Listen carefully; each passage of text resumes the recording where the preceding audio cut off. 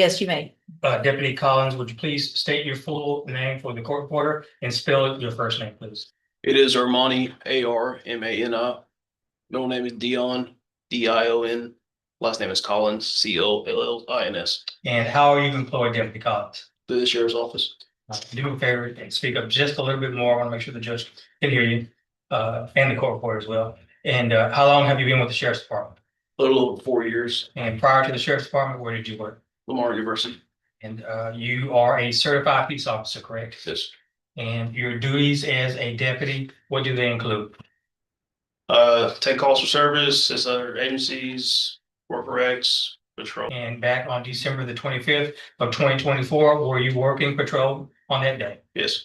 At around 11:19 p.m., were you working alone or with a partner? With the department, my trained officer. And your training officer would be, All day. Last name's all day. what's his first name? William.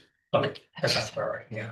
William Allday. Yes. And around that time, did you receive what's known as an attempt to locate? Yes. And that particular dispatch explained to the judge the area that you were attempting to locate and the circumstances leading to that attempt to locate. Yes. What area? It was US Highway 90 and Thompson Road. Okay. And you got your report. Yes. Right? Yeah, if you need to refer to it at any time, just let me know. And explain the circumstances that led up to that attempt to locate them. Call came in. The female caller saying that her baby's father, husband, boyfriend, possibly intoxicated, driving a white Ford truck, driving eastbound on Highway 90 in Thompson Road.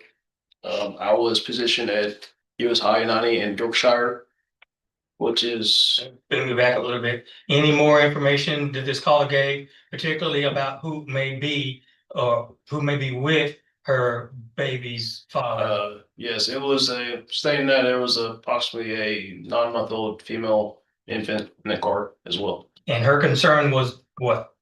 Safety of the child, and that he was possibly driving intoxicated at a high rate of speed. Okay. And what method was she using to track the that white Ford pickup truck? Using a Life 360 app, it's a tracking app basically. On a cell phone based type Yes, app where you can know. You can actively track somebody's position. Okay, very good. And was she identified? Yes, Who was she identified to be? it is a Bethany Anderson. Now, based on this information that you received from Bethany Anderson, who was using her Life 360 app to track the father of her child, this 9-month-old child, what did you do next? Did you search for the truck? Yes, sir. All right, so you're keeping an eye out for the truck. Based on this information, were you also concerned for the child or the infant passenger? Yes, sir. I mean, it goes without saying, but I want to make sure we put this on the record. What was your concern about this? For the welfare of the child, we get a call that somebody's possibly intoxicated with a child in the car, worried about possible crashes, reckless driving, Injury, welfare of the child and the driver also. injury or death as a Yes, result. yes, sir. And did you spot a vehicle matching that description given by Bethany Anderson in that area? Yes, sir. It was approximately Highway 90, Yorkshire, where I was. Observed the white Ford truck passing eastbound on Highway 90. At that time, I asked my dispatch, who was still on the phone with the caller, is there anything specific about that car, significant about the car? She said black striping. There's black striping on both sides of the doors, on both sides of the car. What did you do next? Well, let me back up. US 90 in Yorkshire, that's not very far from US 90 in Thompson Road, correct? No, sir. And US 90 in Yorkshire, that's in Jefferson County, Texas, correct? Yes, sir. Before you initiated a traffic stop, did you notice anything else about that pickup truck, particularly the way, the method it was being operated? It was traveling at a high rate of speed. And you didn't confirm the speed using your radar, correct? No, sir. It's through my years on the road. I worked that same road every week on most of the basis. I can spot roughly how fast the car's going. Based on your experience, Yes, sir. you formed an opinion that that vehicle was, quote, traveling at a high rate of speed. Yes, sir. And just one other question along that line. I mean, you wouldn't have noted that if you thought he was traveling under the posted speed limit. No, sir. You initiated a traffic stop, Yes, sir. vehicle, pulled over, Yes, sir. you made contact with the driver, Yes, sir. and did you, at some point, identify that, the driver? Yes, sir. Who did you identify him to be? Is Ryan Remy? And do you see the individual in the courtroom here today? Yes, sir. That you identified, as the operator of that white pickup truck back on December the 25th, 2024? Yes, sir. Would you please point to him and identify him by an article of clothing that he's wearing? White male right there with a button-down shirt. Wearing the glasses? Yes, sir. Your Honor, I ask that the record reflect the witnesses identified the defendant. Record will so reflect. And was the defendant the only occupant in that white Ford pickup truck? No, sir. Who else was in that truck? It was an infant white female Infant white female? in the back passenger seat. Okay. Would that have been consistent with the information provided to you by that 911 caller? Yes, sir. What, if anything, did you observe in that vehicle as well? As he rode, instructed him to roll down the back window on the driver's side, I observed a empty 6-pack box of Modelo beers. The empty box, Anything else in that vehicle? just the child, and then Was there a handgun in the vehicle? there was, but I didn't observe it until I had him step out the car. It was between between the driver's seat and middle seat. Fair point. Would that also have been consistent with what the 911 caller reported? Yes, sir. The call stated that he was possibly armed with a handgun. At some point, did you instruct the defendant to exit the vehicle? Yes, sir. When he exited, what, if any, observations did you make? As he exited the vehicle, I observed that he was unsteady on his feet. Just kind of his mannerisms were kind of sluggish for the most part. What about his eyes? As he's walking, kind of Terry brisket is for weapons, and then at the back of his car, shine a light in his face, above his face. Observed that his eyes were glassy. And what about an odor? Yes, sir. Distinct odor alcohol coming from his breath. So we got unsteady on his feet, glassy eyes, odor of alcohol, correct? Yes, sir. At some point during your interaction with this defendant, did he admit to consuming alcohol? Yes, sir. What did he say? He admitted to consuming 2 beers. And did you ask whether or not he would consent or submit to the standardized field sobriety test Yes, sir. or SFSTs? Yes, sir. And what was his response? He volunteered to participate. Did he appear to be injured or disabled to you in any form? No, sir. SFSTs, the judge is familiar with them. However, I want to make sure I put this on the record. They're standardized by the National Highway Traffic and Safety Administration, right? Yes, sir. And they've been standardized since the 1970s. Is that fair to say? Yes, sir. Relied upon by law enforcement, widely used by law enforcement, and relied upon by law enforcement, as far as you know, throughout the country. Yes, sir. Used as an investigative tool in DWIs. Yes, sir. And it is, in addition to evaluating how they perform, it's a divided attention test as well. What other things are you looking for in addition to how they perform on the test? Looking at their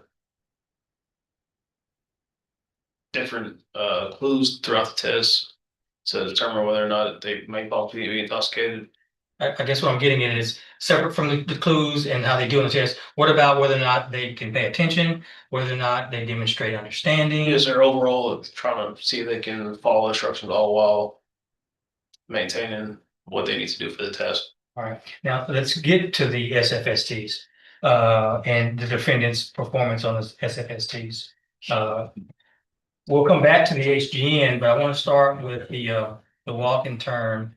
Did either you or deputy or was he a deputy all day at the time? Yes, sir.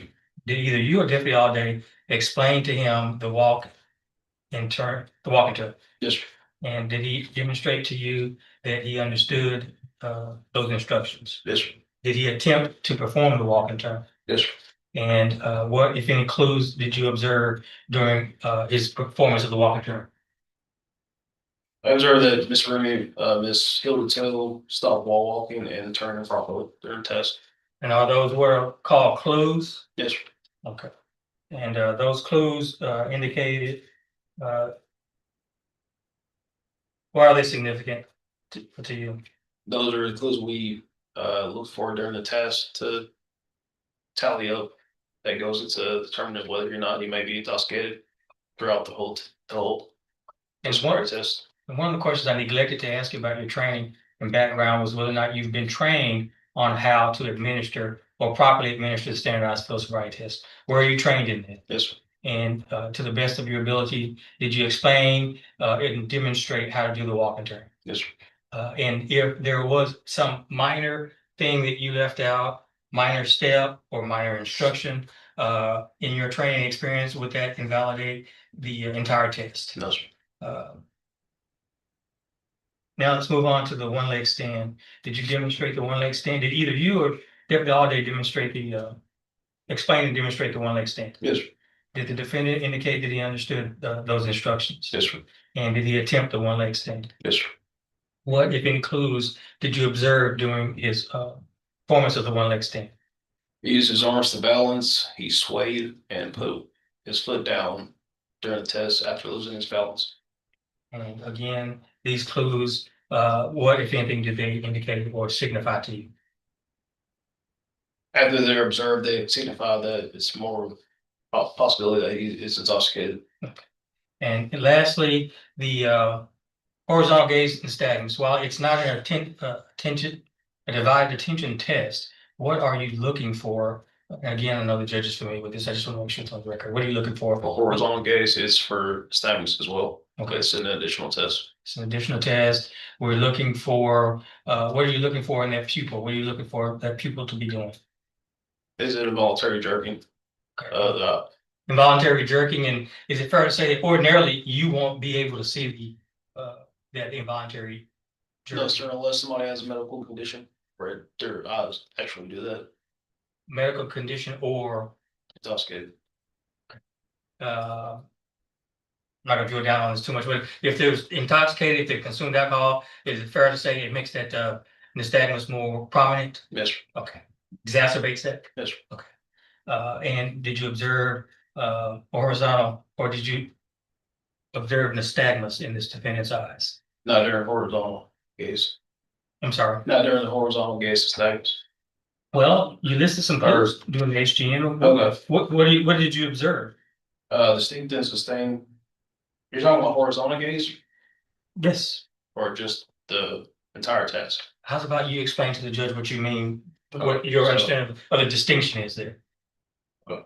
So you do HGN, you check for distinct sustained nystagmus. That 45-degree angle is one of them. And then you check for onset of nystagmus prior to 45-degree angle. And then there's a vertical gaze nystagmus as well. I think I confused what you were saying, whether vertical or horizontal. During the HGN, I observed distinct sustained nystagmus at a maximum deviation both his eyes, left and right. Observed onset of nystagmus and maximum deviation both his eyes.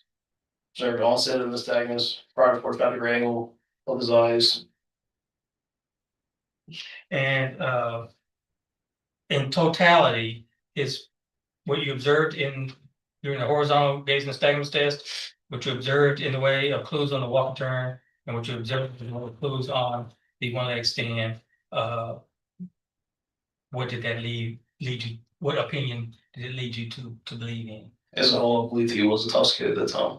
Now, during your administration of the walk and turn, one leg stand, Deputy William Alday was present with you, correct? Yes, sir. In fact, he was your field training officer that day, right? Yes, sir. Former DPS trooper? Yes, Is it fair to say that he performed SFSTs on many occasions? I believe so. And at that point, after the SFSTs, did you form an opinion as to whether or not this defendant was intoxicated? Yes, sir. And what was that opinion? That he was intoxicated. And did you also form an opinion as to whether or not he'd been operating a motor vehicle while intoxicated? Yes, sir. And what was that opinion? That he was operating the vehicle while intoxicated. And you made a decision to arrest the defendant, correct? Yes, sir. And that decision to arrest the defendant for driving while intoxicated with that child passenger, it was based on not just the SFSTs, but what? Statements he made, an observation that I observed while talking to him, and Statements he made, meaning the consumption of beers. alcohol. Okay, Where he was driving to and from. What I observed in the SFSTs, what about the 911 call? the 911, the information given, 911 call. Was that a factor as well? Yes, What about the empty six-pack in the vehicle? Was that a factor as well? yes, sir. And then you already mentioned his admission to consuming alcohol. And then also the observation of a six-pack, empty six-pack in the back of that vehicle. Was that also a factor as well? Yes, And then plus the SFSTs. Is it fair to say you based your decision to arrest this defendant on all of those things? yes. What happened to the vehicle after you arrested the defendant? The caller, Bethany Anderson, came to the scene, took possession of the truck and the infant. Okay. And you were able to verify her identity when she arrived on scene, right? Yes, sir, through a driver's license. Did you read the DIC or what's referred to as the DIC statute paperwork, DIC paperwork, which is essentially the statutory warning from the Department of Public Safety regarding consequences of providing breath or blood specimen? Yes, sir. And the defendant appeared to understand it. Yes, And did he initially consent to the draw of his blood? it was a back and forth during the initial, after reading everything to him. I asked for consent. It was a yes and a no, and then we take when at that point we take it as a denial, and we go forward to apply for a warrant. But look, Did you ever apply for a warrant in this case? no, sir, because later on he's consented to doing it. And not only did he consent to it, he signed a consent form. Is that Yes, fair to say?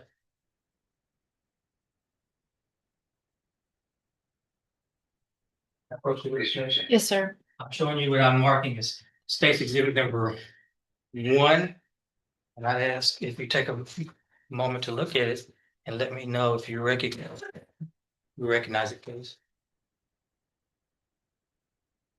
yes, sir. Is this the consent form that you signed that day? Yes, sir. Is this your handwriting filling out the top part of that consent form? Yes, sir. Defendant's name, the date of arrest, his date of birth, Yes, sir. and is this your signature at the bottom? Yes, sir. Whose signature is this? That is Mr. Rainey's. And he would have signed it in your presence. Yes, sir. Is there anything about this document that would lead you to believe it's been altered or manipulated in any way? No, sir. Fair and accurate copy? Yes, sir. Your Honor, straight off states 1 tender to defense counsel for the inspection. No objection, Your Honor. States one's admitted.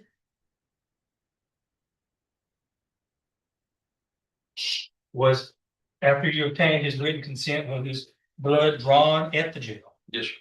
And who provided the blood vials to the blood draw nurse? I did, sir. They're contained in our report writing room at the jail. And you were present when the defendant's blood was drawn, correct? Yes, sir.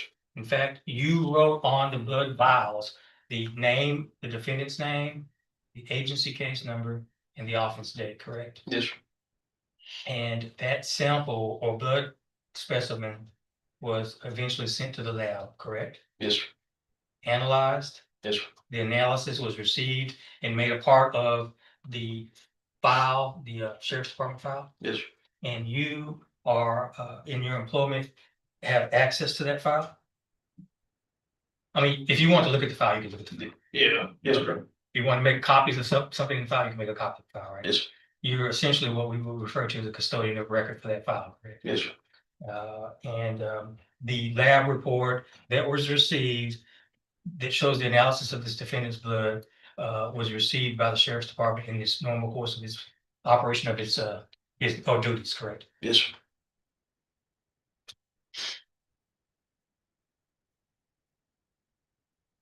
Approach the investigation. Sure. Showing you what I marked as State's Exhibit number 2, I'd ask you whether or not you recognize State's Exhibit number 2. Yes, sir.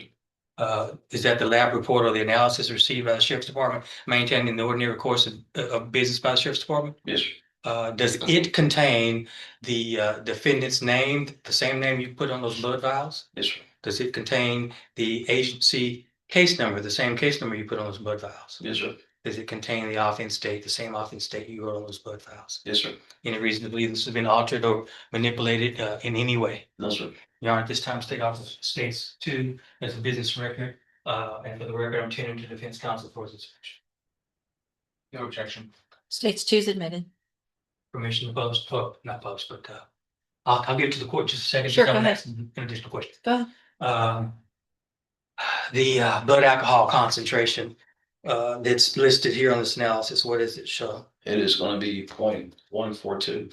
0.142, is that well above the 0.08 per se legal intoxication limit in Texas? Yes, sir. Did or does that confirm your opinion that you formed the day that you arrested this defendant? Yes, sir. You and your patrol car were outfitted with recording equipment that day, correct? Yes, sir. And the recording equipment on both your body worn camera and the patrol unit, as far as you know, was operating correctly, right? Yes, sir. Was your interaction with this defendant captured on both your body worn camera and the patrol unit? Yes, sir.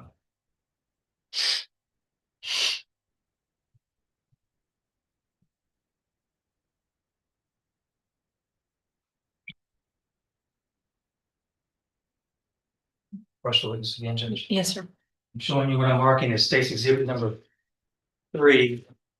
Now I ask you, at least before I ask you if you recognize it, I'll ask you what type of a device are we looking at? There's a USB drive. And do you recognize this USB drive? Yes, sir. How do you recognize this USB drive? Has my initials and today's date on it. It's signifying or indicating what? That I, You watched it, right? yeah, well, I watched the video, yes, sir. When did you watch it? Approximately an hour ago. Up in the DA's office, right? Yes, sir. It contains both your patrol car video that you just testified to and your body worn camera video that you just testified to, correct? Yes, sir. Are these true and accurate copies of both videos? Yes, sir. No alterations or deletions as far as you know? No, sir.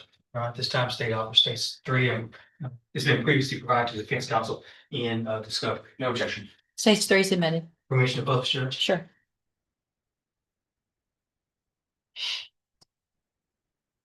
Now, Deputy, I won't play the entire video or videos. The court's welcome to watch it all in its entirety, but I do want to skip around a bit.